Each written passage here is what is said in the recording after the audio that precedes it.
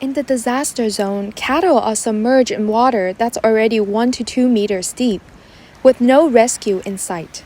This is Liu Village in Bazhou City, Hebei Province. Days after the floodwaters are upstream were released here, the water level remains alarmingly high. Seeing so many villages, so many homes submerged for days on end, it's enough to make anyone furious. Years of hard work, homes, and vehicles all washed away by the floods. As for the residents who lost their homes in this floodwater diversion, how much of the promised 30 yuan per person from the CCP secretary have they actually received? Returning home, survivors find only mud-covered floors, soiled clothes, and furniture too dirty to even look at. It's a heartbreaking scene. An aerial view of northern Bazhou. The current state of Zaowang village in Bazhou, no water, no electricity, garbage strewn everywhere, and no one to clean it up. I just saw the news. The situation in Zuozhou is severe, reaching at least 6 figures comparable to the Wentran earthquake disaster, perhaps even more devastating. The rescue team from Baoding City was en route. Wasn't their helicopter brought down in a tragic crash? All perished. Reporters in Zuozhou ventured into the disaster areas, but faced with rooms filled with floating corpses they dared not record, and even if they did, they couldn't release the footage. The flood in Zhuozhou was undeniably the highlight of the summer, but the anger of the public wasn't solely due to nature's fury. More so, it was because of the CCP government flooding smaller villages and towns without warning to save bigger cities. Some even ghost cities. The people were also angry at the authorities' detached indifference in the face of the disaster, making their rescue efforts seem more like a performance rather than genuinely helping the citizens. Then, on August 5th, a military helicopter crashed in the disaster region. Surprisingly, the public's reaction was eerily calm, with some even feeling a sense of relief, as if the heavens were avenging them. Well-known TV host Yang Jingling quickly disseminated the news on social media. A military helicopter heading to the disaster area lost contact mid-flight. Rumor had it that the helicopter carried over 10 people, including a chief of staff, mechanic, pilot, and local officials. Further tweets claimed that there were 16 people on board, comprising 13 local officials and 3 soldiers. It's speculated that the helicopter might have collided with high-voltage lines in dense fog.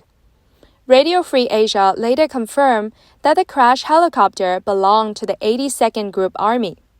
All the officials on board the crashed helicopter were not key decision-makers in relation to the rescue missions. Why is that? Was this just a propaganda effort, offering a superficial aerial tour of the disaster zone, showcasing the government's so-called concern for its people? Such an official flight looks more like an aerial sightseeing tour for local bureaucrats. It's even more telling that there was a local TV reporter on board, assigned to film the event, reinforcing the public's suspicion that the government's relief effort was just for show. According to sources from outside of China, the said reporter has been confirmed to have tragically died in the crash. Other involved officials, like the Deputy Director of Baoding Transportation Bureau, Li Jianying, the Deputy Secretary of Baoding Emergency Management Bureau, Fan Huiqing, 2 other Deputy Directors, a Deputy Division-level official, and the Deputy Chief of Staff and Deputy Squadron Leader of the Station Army, have all mysteriously vanished from official websites. It's highly likely that they are no longer alive. So, how do the people of Hebei perceive all this? While they mourn for the innocent victims of the floods, they hardly feel any regret for the officials who perished in the helicopter crash. To them, the traumatic events of the past 10 days were not just a natural disaster, but a man-made calamity caused by the bureaucratic system of the Chinese Communist Party. Ci village serves as a stark example. Orders were given to abruptly dismantle the embankments of the Juma River on the eve of the heavy rain. Villagers tried to resist the action, only to be met with indifference. Some were even arrested. The management of the upstream reservoir epitomizes the recklessness and the heartlessness of the Chinese Communist Party. A dam, originally intended to protect the public from floods, now ironically became the very cause of inundation. Shockingly, the reservoir released water when it was supposed to store it. Insiders reveal that without the early release of water, both the dam and embankments would be under unbearable pressure from the ongoing rainfall, possibly leading to a collapse. If such a scenario unfolded, the corruption of local officials would inevitably be exposed in the quality of the dam, a situation they desperately wanted to avoid. Thus, they chose to proactively breach the embankments and release the floods early, cunningly shifting the blame onto the excuse of, quote, protecting the Xiong'an New area located 30 kilometers downstream. In the midst of the disaster, locals witnessed floodwaters reaching the height of 3-story buildings, leaving their homes in shambles. Some families were left with a lone member, some with an orphan child, and most of the elderly passed away.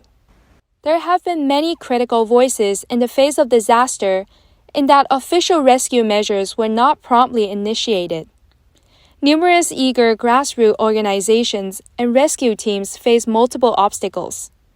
Some were stopped at the entrances to the disaster areas, with the excuse being a lack of official invitations, while others were even asked to pay fees to access the disaster zones for rescue operations.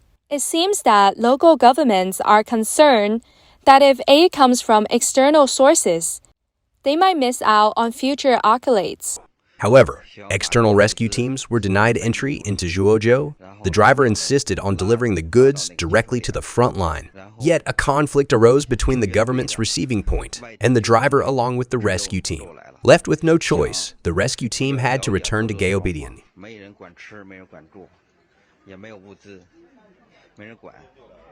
The official rescue efforts seem significant only when captured on television cameras.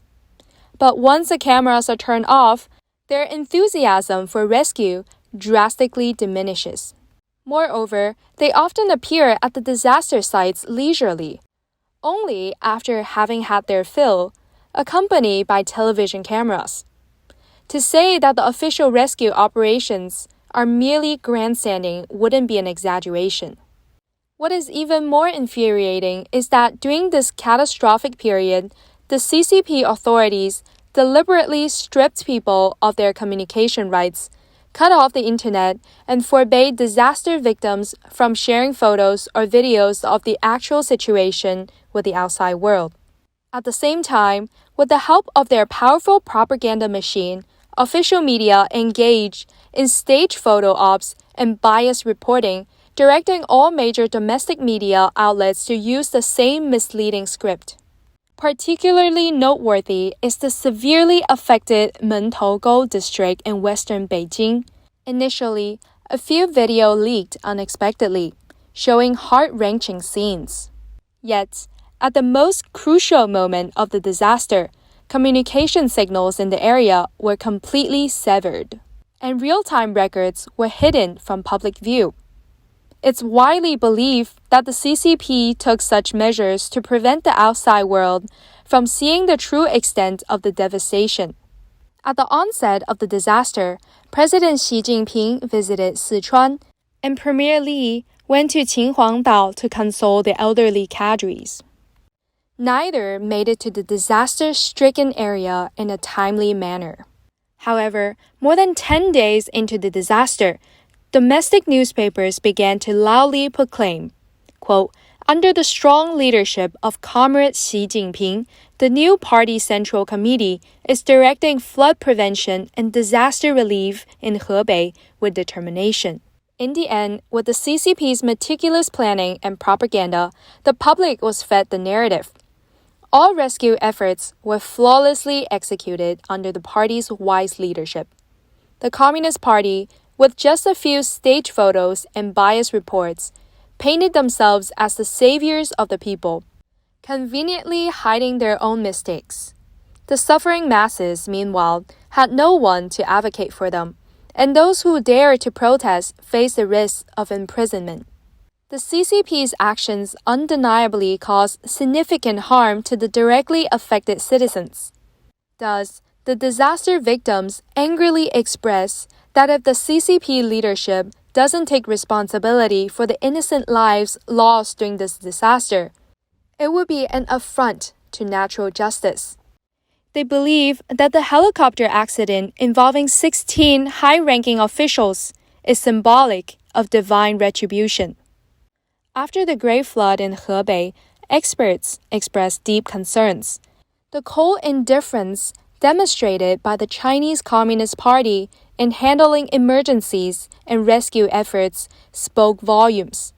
They showed little care for the well-being and safety of the people, prioritizing their grip on power above all else. In Hebei, tensions have escalated between the public and the government over fair compensation and treatment. Determined citizens have positioned themselves in front of municipal or county government buildings, facing off against official forces. To safeguard the Shananu district, the Chinese Communist Party released floodwaters to other areas, causing many towns and villages in Hebei province to be submerged, including half of Buzhou. On August 9th, netizens shared a video highlighting the contrast between Shannan and Buzhou. The footage showcased a raised highway dividing two areas. One side was inundated with floodwaters, while the other was lush and dry.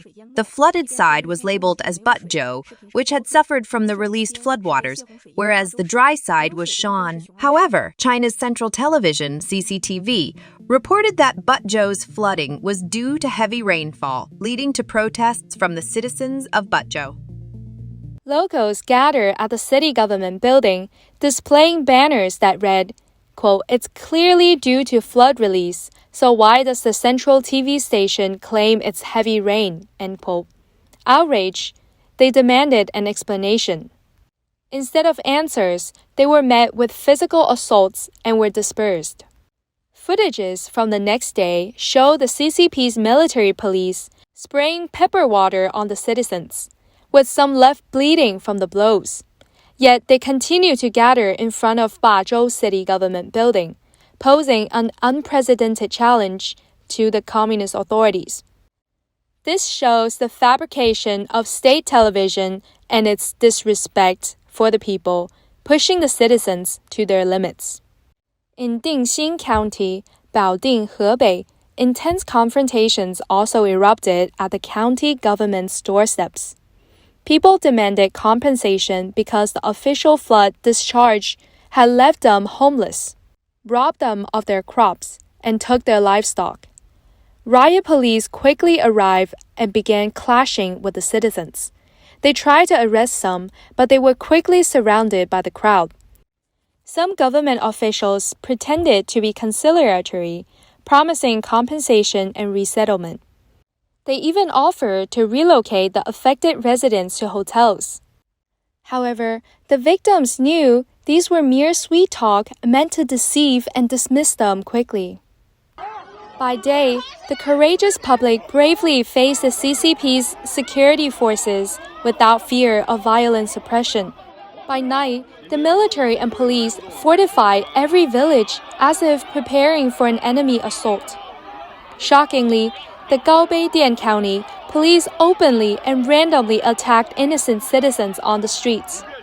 The desperate cries of, "The police are beating people," resonated through the night. The scenes that unfolded were chilling. Armed police with electric batons and shields, even tanks, patrolling the streets. Such visuals were a far cry from disaster relief, eerily reminiscing of the battlegrounds in Ukraine. Yet, this was happening in what's purportedly a peaceful China. The Beijing Municipal Committee and the city government have declared that their leading officials have taken the initiative to donate, hoping the public would follow suit. This statement was met with indignation and ridicule from the public. a closer examination of the donation figures reported by the Beijing Municipal Committee and the city government reveals an absurd picture. Allegedly, out of the 100,000 party members and officials from the Beijing government institutions, a total of 9.5 million yuan was donated. This means an average donation of only 95 yuan per person. And this average even includes a contribution from high-ranking officials like the mayor and the secretary of the municipal committee. Some have even joked that the revenue from issuing a fine to a single doctor would surpass this amount. Are the officials and party members in Beijing truly this frugal? Can't they even spare 100 yuan? Does such noble quality truly reflect a proclaimed concern and sympathy for the people of Hebei? When a significant disaster struck Zhuozhou in Hebei, Xi Jinping approved a donation of 40 million yuan to Niger. In the first half of this year alone, the CCP has provided foreign aid totaling up to 100 billion yuan. A joke circulates online where a civilian asks a local leader, "This money is essentially taken from us, the common people, so why isn't it spent on us?" The official mockingly replied, "If the money came from you, why would we ever spend it on you?" This clearly exposes the true mentality of CCP officials. In satire of the CCP's actions, someone penned a couplet to express their dissatisfaction. The first line read, "Generous foreign aid, grandly waving loans with a lavish flick of the wrist." The second line read, "Domestically forcing donations, shirking responsibility, insatiable greed, truly despicable." Horizontal scroll read, "Hell no!" The public's dissatisfaction with the CCP's disaster relief isn't the only issue. Voices within the party are also rising to quote-unquote endorse Xi Jinping. Li Qiang, during a state council meeting he presided over, declared that the flood relief efforts were entirely under Xi Jinping's personal planning and command. Such obvious deflection means that all the responsibility, including the man-made flooding in places like Zhuozhou, directly ties to Xi Jinping's decisions. Regardless of whether he's in Zhongnanhai, Beidaihe, or anywhere else, he's the one steering the storm. This situation, in fact, is a trap for Xi Jinping. On the surface, everyone seems to support him. However, behind the scenes, every official, including the so-called Xi loyalists, is conveniently directing all blame towards him. Such a scenario has increasingly made Xi Jinping an isolated enemy. This isolation largely is the result of his own actions, a situation that the officials around him are more than happy to see unfold. Recently, there have been whispers of an anonymous notice posted at Tsinghua University, subtly suggesting that someone should recognize their limits. Step down. The public has had enough of your act. No matter how grand your costume, you will never be as great as the emperors of Qing and Han. Step down. Neither the Constitution nor the party charter can protect you from the people's rejection. Step down. You should at least make one right decision. Know that no amount of confidence can save you from self-destruction. Step down. Don't cling to that position any longer. The people have endured for 10 years. Power is an intoxicant, and you've indulged for too long. Step down. Don't wait until the people decide on your fate, just like they did with Ceausescu. You know what happened to him. Step down. Take your once popular singer wife and retreat to a quiet place to enjoy your twilight years. It would be the greatest blessing to the people, and you should retain some dignity for yourself. Step down. Don't hold on. This is for your own good. No names were mentioned, but everyone knows who it was referring to. Let's finish off with some dark humor. There are two senior members of the Chinese Communist Party, Wang Huning and Cai Qi. Wang Huning was once in charge of the direction of the party's ideology, and now Cai Qi has taken over his role. One day, Cai Qi walked into a meeting room only to find Wang Huning passionately lecturing on the methods of propaganda and how to fabricate narratives. Wang proclaimed, quote, "Don't assume that only by increasing the GDP can we stabilize our rule. Manipulating public opinion and fabricating stories can also maintain stability and keep us in power. It's not essential for party leaders to physically be at disaster relief sites to show that they serve the people. As long as we write compelling narratives and place them in the headlines, we can argue that the party, led by Xi Jinping at its core, is providing timely flood relief. If our narratives are convincing, our rule will remain unchallenged." The officials were utterly engrossed, hanging on to his every word. Wang continued, quote, "Out of the 200-plus countries and regions in the world, which one can maintain power by fabrication? Only us." Cai Qi was deeply moved by Wang's speech. Gathering his courage, he asked, "Secretary Wang, if I may ask, is that lustrous black hair of yours real or fake?" Wang, with a stoic expression, responded, "You have a keen eye." Cai Qi, emboldened, continued, "And those pearly white teeth of yours, are they real?" Wang gave a slight smile. Impressive observation. Finally, mustering the greatest of his courage, Cai Qi queried, "Secretary Wang, I must know, are you male or female?" Wang chuckled coldly. "You're guessing this too?" Cai Qi hesitated. "I once thought you were male, but now I feel you might be female." Wang's face darkened instantly, and he sternly said, "You're gravely mistaken this time, Secretary Cai. You still lack the necessary discernment. Let me tell you, I'm neither male nor female." Stunned by the revelation, Cai Qi scrambled and bolted out of the meeting room.